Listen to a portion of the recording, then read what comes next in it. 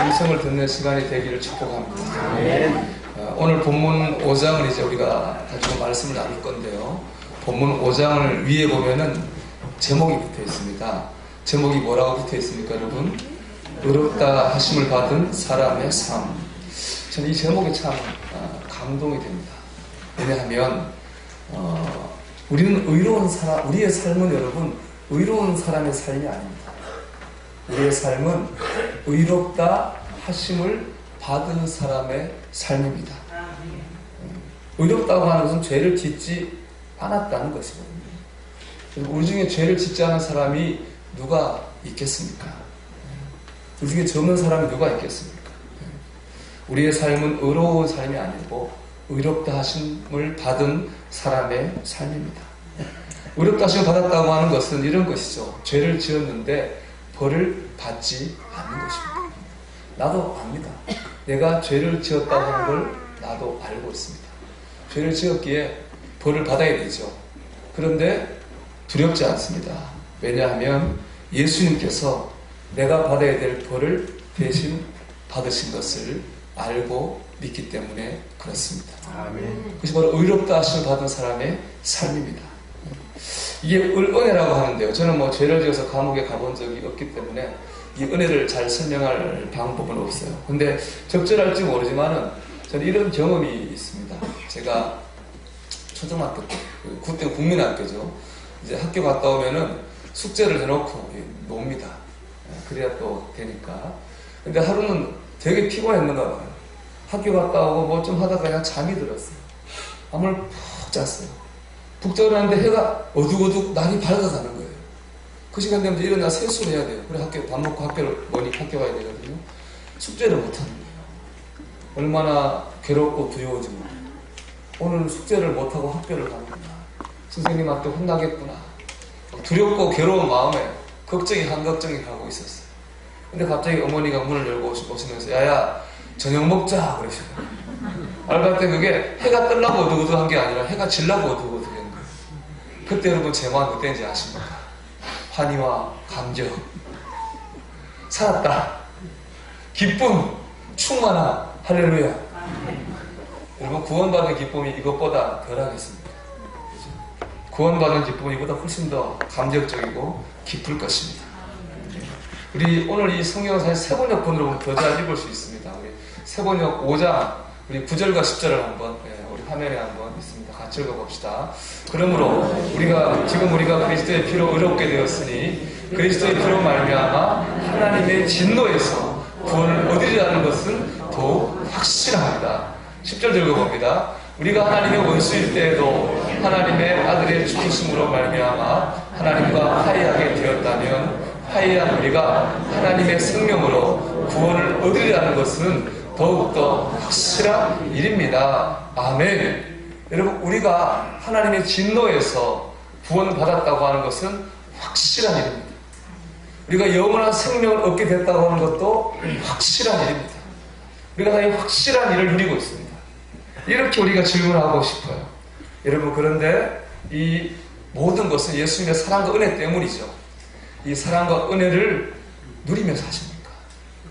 우리가 확실히 이제 하나님 심판을 안 받고 우리가 확실히 구원을 받는데 이 은혜와 기쁨을 누리며 살고 계시냐는 것입니다. 오늘 1절 말씀 보면 바울이 이렇게 말하고 있습니다. 1절을 제가 읽어보겠습니다. 그러므로 우리가 믿음으로 의롭다 하심을 받았으니 우리 주 예수 그리스도로 말미암아 하나님과 화평을 누리자. 이 누리자는 번역은 정확하지 않아요. 정확한 번역은 뭐냐? 누리고 있습니다. 바울은 이 하나님 예수의 은혜와 사랑을 누리고 있습니다. 이렇게 고백하고 있습니다. 여러분이 사랑과 은혜를 누리며 살고 계십니까? 기쁨과 감격을 누리며 살고 계십니까? 네. 기뻐하며 감사하며 살고 있습니까? 여러분, 미국 역사상 제일 구두쇠로 알려진 사람은 여자인데요. 1916년에 죽은 해티 그린이라고 하는 여인입니다. 여인이 얼마나 돈을 안 썼는지요. 평생 음식을 우리가 데워서 먹잖아요. 음식 데우는 전기가 아까워가지고 평생 찬 음식을 먹었대요. 또 자식이 다리가 아파서 다리가 부러졌는데 돈 아까워서 병을 나가가지고 평생을 장애인으로 살았어요. 그리고 그 자신도 영양실조로 굶어 죽었어요. 죽은 다음에 옷장을 열어봤더니 통장이 있어요. 통장에 얼마가 있냐? 1억 달러가 있는 거예요. 제가 아침에 계산해 두드려니까 1억 달러가 얼마인지. 우리 돈은 현재 돈은 1131억 원이에요. 1131억 원이 있는데 굶어 죽었어요. 이 여인은 돈을 가지는 건 성공했어요. 그러나 가진 거를 누리는 건 실패했어요. 얼마나 불쌍하고 어리석은 여인입니까? 여러분, 가지고 있는 것을 누리지 못한다면 그건 불쌍하고 또 어리석은 인생일 수밖에 없습니다. 우리도 마찬가지입니다. 우리가 예수님의 사랑을 받았습니다. 의를 위해 죽는 자가 없고 선을 위해 죽는 자가 혹 있거니와 우리가 아직 죄인 되었을 때에 그리스도께서 우리를 위해 죽으심으로 우리를 향한 하나님의 사랑을 확증하셨다 그랬어요. 우리가 죄인 되었을 때, 우리가 예수님에 대해 전혀 관심이 없을 때 주님이 우리를 위해 죽으셨어요. 우리가 어떤 가치 없는 삶을 살 때 예수님이 우리를 사랑하셔서 우리를 위해 죽으시고 우리를 사하셨습니다. 이것이 바로 의롭다 하심을 받은 사람의 삶입니다. 우리가 이 사랑을 받았는데도 누리지 못하고 산다면 얼마나 어리석고 안타까운 일이겠습니까? 다시 한번 여러분 여쭤보겠습니다. 여러분, 예수님의 사랑과 은혜를 누리며 살고 있습니까? 아멘. 아니면 교회를 다니면서도 아멘은 하는데 교회를 다니면서도 그 사랑을 다 누리지 못하고 공고하게 사실 때가 있습니까? 여러분, 아멘 하신데 이 시간에 여러분의 아멘이 진짜인지 아닌지를 이렇게 시험할 수 있는 구절이 오늘 말씀에 있어요. 3절입니다. 우리 3절 같이 읽어봅시다. 다만 이뿐 아니라 우리가 환난 중에도 즐거워하나니 이는 환난을 인내를. 아멘. 환난 중에도 즐거워하나니. 내가 지금 환난 중에도 즐거워하고 있다면 예수님의 사랑과 은혜를 누리며 사는 거예요. 여러분, 우리가 어떻게 환난 가운데 즐거워할 수 있습니까? 어떻게 고난 가운데 감사할 수 있겠습니까? 이유 하나예요. 나를 하나님의 사랑을 믿기 때문에 그렇습니다. 하나님 나를 붙들고 계시는 것을 믿기 때문에 그렇습니다. 지금 이게 그 하나님 나를 사랑하셔서 붙들고 계시니까 지금은 환난이고 고난이지만 언젠가 이게 내게 유익이 될 거다 믿어지니까 환난 가운데 즐거워하고 고난 가운데 감사할 수가 있는 거예요. 우리 세 번역으로 우리 일러서 다시 이 말씀 읽어보겠습니다. 우리 한번 화면을 띄워봐주세요. 같이 읽겠습니다. 3절 4절이요. 5장 3절 4절 같이 읽어봅니다. 그뿐만 아니라 우리는 환난을 자랑합니다. 우리가 알기로 환난은 인내력을 낳고 인내력은 단련된 인격을 낳고 단련된 인격은 희망을 낳는 줄을 알고 있기 때문입니다. 아멘. 환난을 자랑하는 거예요. 그냥 이 환난이 결국에 나를 단련된 인격으로 연단할 것을 믿기 때문에 그렇습니다. 하나님이 나를 사랑하시는 걸 믿지 않는다면 어떻게 이런 고백을 할 수가 있겠습니까? 박두쿤 목사님이라는 분이 멘토링으로 유명하신 분인데 이분이 한국 교회를 걱정하면서 이런 얘기했습니다. 한국 교회가 돈의 노예가 되어가고 있습니다. 이것은 율법주의입니다. 그런 말을 했어요. 그 증거는 한국 교회나 교인들이 돈을 너무 사랑한다는 거예요. 돈을 사랑하는 게 율법주의인 이유는 이렇습니다. 하나님을 사랑한다고 하는, 하나님이 나를 사랑하신다고 하는 내적인 확신이 없는 거예요. 내적인 확신이 없으니까 외적인 증거로 하나님 나를 사랑하신다고 하는 걸 증명하려고 하는 거예요. 내가 구원받았다고 하는 거, 하나님이 나를 사랑하신다고 하는 걸 외적으로 증명하려고 한다는 거예요. 그러려면 뭐 해야 되겠어요? 잘 돼야죠. 잘 돼야 나를 사랑하신다고 하는 걸 증명할 거 아닙니까? 예? 돈도 많이 벌어야 되고 성공도 해야 되고 합격도 해야 됩니다. 그래야 하나님 사랑하시는 거라고 증명할 수 있겠죠. 반대로 안 되면 하나님께 저주를 받았다고 생각합니다. 가난하고 실패하면 하나님이 버린 사람이라고 생각합니다. 심지어 어떤 사람은 자기의 실패와 가난 때문에 교회를 나오지 못하는 사람도 있습니다. 교회를 바라보는 분도 그렇습니다. 교회가 크면은 사랑을 많이 받은 교회라고 생각합니다. 교회가 작으면 사랑을 적게 받은 교회라고 생각하는 경향도 있습니다. 과연 그럴까요, 여러분? 요한계시록 보면요, 7개의 초대교회가 나오는데 그 중에 제일 큰 교회는 라오디게아 교회였습니다. 근데 라오디게아 교회를 주님이 이렇게 말씀하십니다. 우리 계시록 3장 17절 한번 보겠습니다. 다 같이 읽어봅시다. 내가 말하기를 나는 부자라 부유하여 부족한 것이 없다 하나 내 권고한 것과 가련한 것과 가난한 것과 눈먼 것과 벌거벗은 것을 알지 못하는도다. 아멘.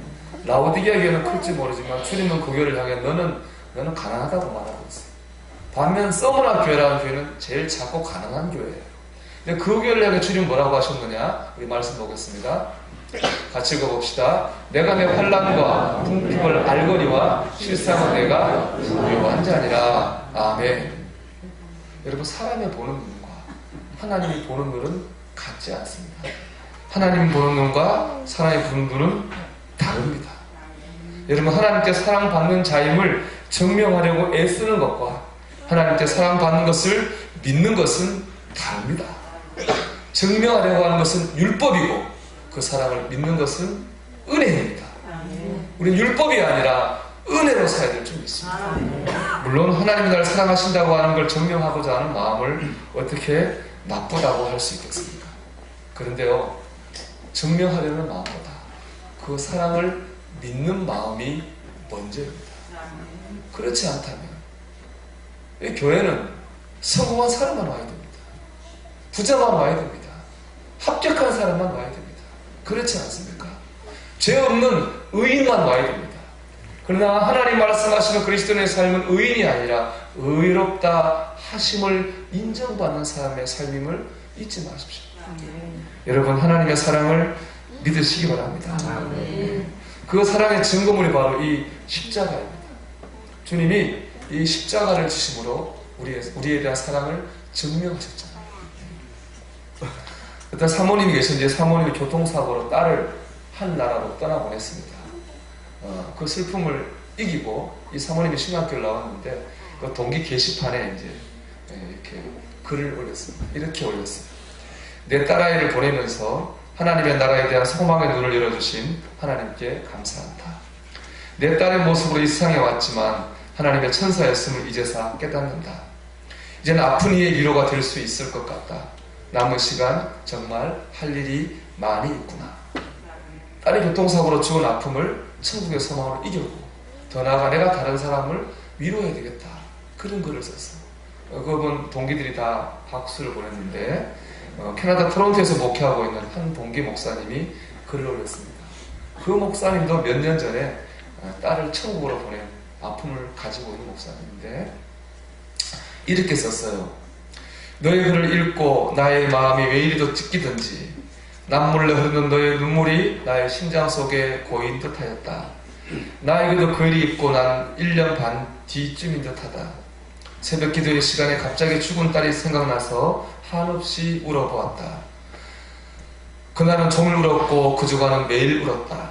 그날 하나님은 나에게 이렇게 물으셨단다. 승호야, 괴롭지 잊혀지지 않지. 내 하나님, 이제 내 마음을 알겠니? 무슨 뜻입니까, 주님? 나도 십자가에서 나의 사랑하는 아들을 잃었단다. 주님이 말씀하셨습니다. 하나님께서 우리를 위해 아들의 목숨까지 내어주셨습니다. 그게 바로 십자가예요. 그 사랑이 우리를 일어나게 하는 능력이 되고 힘이 되는 것입니다. 사랑하는 여러분, 우리가 이 사순절 셋째 주간을 보내고 있습니다. 여러분 십자가를 바라보십시오. 여러분 그 사랑을 받아들이십시오. 입증하기 전에 그 사랑을 받아들이십시오. 그러면 그 사랑이 우리를 환난 가운데서 일으켜 주실 것입니다. 우리가 고난 가운데서 평안을 얻게 하실 것입니다. 이 사순절 우리가 십자가의 사랑과 능력을 체험하는 주간이 되기를 주님의 이름으로 축원합니다. 우리 함께 내 영혼은 안전합니다. 주 손길로 내 삶을 안으시니 그 평강이 나를 덮습니다. 내 아버지 그 품 안에서 내 영혼은 안전합니다. 주 손길